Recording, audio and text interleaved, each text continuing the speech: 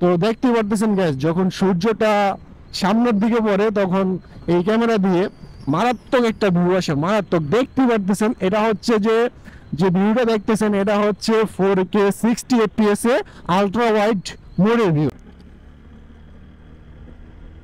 আসসালামু আলাইকুম, welcome back to my YouTube channel biker Sohag ভাই।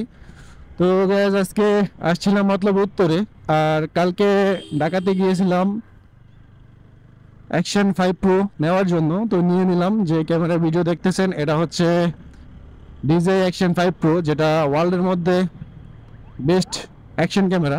তো কালকে যেহেতু এটা কিনছি আজকে ইউজ করতেছি, এই এখন ভিডিও করতেছি। এই ভিডিও হচ্ছে 2 নাম্বার ভিডিও। তো এখন আমরা এর আগে আসছিলাম সূর্যের বিপরীত দিকে, আর এখন আমরা সূর্যের কাছে যাব। মানে এর আগে আমরা পূর্ব দিক থেকে সূর্যের অপর সামনে গেছি, আর এখন আমরা সূর্যের থেকে সূর্যের কাছের দিকে যাইতেছি। যাতে যেমন কথা হচ্ছে উত্তর দিক থেকে আমরা দক্ষিণ দিকে যাইতেছি। তো এখন সূর্য আমাদের মাথার উপরে, কারণ এখন 11টা 13 বাজে। আর আমি যে এই ক্যামেরা দিয়ে যে ভয়েস রেকর্ড করতেছি সেটা হচ্ছে আপনার সানি লাইভের টাইপ সি কেবল। তো যেটা আপনারা ফেসবুক বা নেটে ইউটিউবে সার্চ দিলে দেখতে পারবেন। তো ওই সানি লাইভের টাইপ সি মাইক্রোফোন দিয়ে রেকর্ড করতেছি। তো আমি যখন ক্যামেরা কিনতে গেছি ওনারা আমার বলছিল যে ভাইয়া ডিজিআই মাইক টু নেন। তো আমি বললাম যে ভাইয়া ক্যামেরা কিনতেছি, এখন একটু বাজেটের সমস্যা আছে, যখন বাজেটটা আবার করব তখন পরবর্তীতে আর কি, এখন শুধু ক্যামেরাটা নিয়ে নেই। তো যেহেতু ওয়াটারপ্রুফ থাকার জন্য ক্যামেরাটা, তো এখানে একটা টাইপ সিটা খুলতে হয়, তারপর টাইপ সি লাগাইতে হয়। আর যদি আমি ওয়্যারলেস মাইক্রোফোন নিতাম তাহলে গ্যাস মনে করেন যে আমার এটা বৃষ্টিতে আমি ইউজ করতে পারতাম, কোনো সমস্যা ছিল না। কিন্তু এখন যে বৃষ্টিতে ভিজলে আপনার যে ওই যে মাইক্রোফোনের জন্য টাইপ সি যে ইটা খোলা থাকে, ওইটার জন্য কিন্তু সমস্যা, বৃষ্টিতে পানি ঢুকতে পারে। তো এই হচ্ছে কথা। তো ওয়াটারপ্রুফ ঠিক আছে, এখন কথা হলো এটা হচ্ছে 20 মিটার পানির নিচে নেওয়া যাবে। তো কথা হচ্ছে দরজা জানালা লাগে, মানে দরজা জানালা ক্লোজ করে এটা আপনি ইউজ করতে পারবেন পানিতে, কিন্তু ওই দরজা জানালা ওপেন করে আপনি কখনো পারবেন না এটা ইউজ করতে। তো এই হচ্ছে মূল কথা। তো এখন যেহেতু ক্যামেরা নিছি, বাজেটে একটু সমস্যা আছে, তো পরবর্তীতে ক্যামেরা নিছি এখন সানি লাইফের টাইপ সি মাইক্রোফোন দিয়ে আমরা ইউজ করি। তো যখন আমাদের টাকা পয়সা হবে তখন আমরা ডিজিআই মাইক টু একটা নিয়ে নেব, বা আমাদের ওনারা বলছিল যে নতুন একটা আপডেট করছে ওইটা নিয়ে নিন। তো ওটা আমার যেহেতু কেনার কোনো এখন মাথায় চিন্তাধারা নাই, যার কারণে ওইটা নিয়ে আমি চিন্তাও করি নাই, ভাবি নাই। আমি চিন্তা করছি মাইক্রোফোন ক্যামেরা নেব, আর সানি লাইফের আপাতত আমার মনে করেন যে গ্যাস ক্যামেরা নিচে 48,000 টাকা, আর সামনে পেছনে মোট 3টা গ্লাস প্রোটেক্টর লাগাইতে হয়েছে, ওইটা আমার কাছ থেকে নিচে 500 টাকা। তো আমি ক্যামেরাটা পারচেস করছি যে আপনার বসুন্ধরা থেকে, বসুন্ধরা ডিজিটাল শপ থেকে। তো ওনাদের কাছে গেলাম, তারপরে ওনারা বললো যে 50,000 টাকা। আমি বললাম যে কি বলেন, সব জায়গায় তো 48,000 টাকা করে বিক্রি করে। তো আমি একটা দোকান দেখছি, আমি মার্কেটিং করলে একটু কমাইতে পারতাম, তো করি নাই। যাই হোক 48 দিয়ে নিছি। তারপর 500 টাকা হচ্ছে আপনার ওই যে গ্লাস প্রোটেক্টরের জন্য। তো এগুলা লাগিয়ে নেওয়া ভালো, কারণ এগুলা লাগিয়ে নিলে একটু সেফ থাকে। তো যাই হোক, কালকে আমার সাথে আমার এই এলাকার একটা বন্ধু দুল মোহাম্মদ শুভ গেছে বসুন্ধরাতে। ও ঢাকাতেই ছিল, যাত্রাবাড়ি। ফোন দিয়েছিলাম, ও যাত্রাবাড়ি থেকে বসুন্ধরাটা ঢুকে গেছে। তো এটা হচ্ছে ওর এলাকা। তো আজকে ওর এলাকার ভিডিওটা আপলোড করব, তো ওর কথা এই জন্য নিলাম। তো দেখতে পারতেছেন গ্যাস, যখন সূর্যটা সামনের দিকে পড়ে তখন এই ক্যামেরা দিয়ে মারাত্মক একটা ভিউ আসে, মারাত্মক। দেখতে পারতেছেন এটা হচ্ছে যে যে ভিউটা দেখতেছেন এটা হচ্ছে 4K 60 FPS এ আলট্রা ওয়াইড মোডের ভিউ। তো আমার এটাই ভালো লাগে, কারণ আলট্রা ওয়াইড দিলে আপনার এটা কম হয়, ক্রপ হয় না। আর এই যে আমার বাইকের ডিসপ্লেটা আসে, মানে মিটারটা আসে। তো দেখতে পারতেছেন সুন্দর একটা ভিউ আসতেছে। আর এটা হচ্ছে মতলব উত্তরের সুন্দর একটা জায়গা। মতলব উত্তরে এমন একটা জায়গা যেখানে আসলে আপনার মন ভালো হয়ে যাবে। এখানে আপনি, আমরা জানি যে আমাদের বাংলাদেশ 6 ঋতুর দেশ।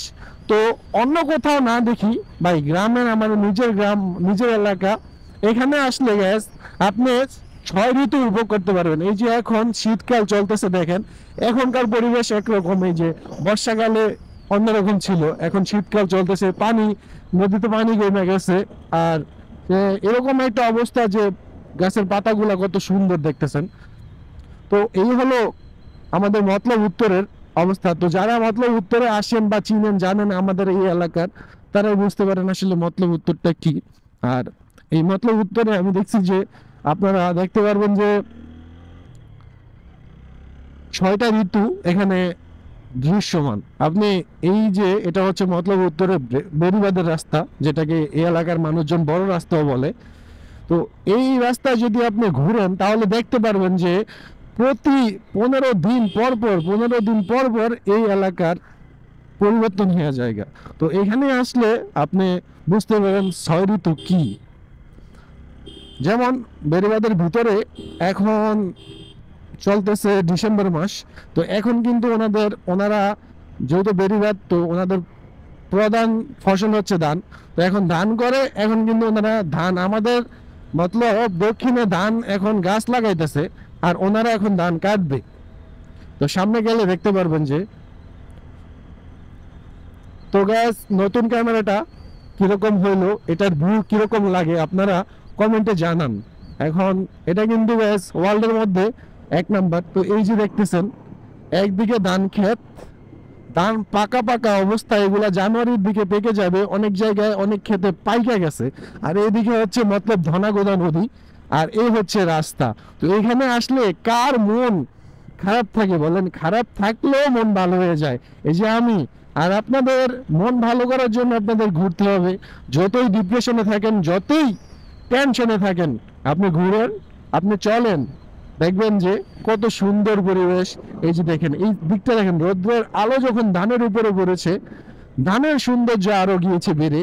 আমিও তো কবি নাই, কবির মতো বলতে পারি না কথা। যাই হোক, আপনারা মিলিয়ে নিয়েন। এই হচ্ছে মতলব উত্তরের পাম্প হাউস, এটাকে পাম্প হাউসই বলে। এটা উত্তর গাজীপুর, ঠিক আছে।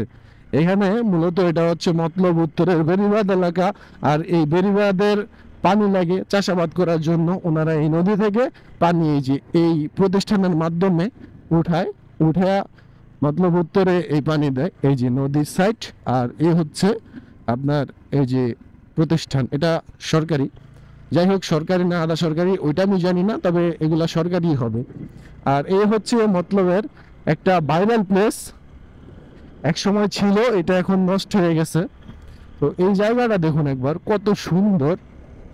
আর এই যে মতলবে আইসা যদি এরকম আইল্যান্ড গুলা দেখেন মানুষের তৈরি, এগুলো হচ্ছে মানুষ যখন ওই যে বালি ফালায়, ওই বালিতে আর কি এই আইল্যান্ড গুলা দেওয়া হয় পাইপ ঢাকার জন্য।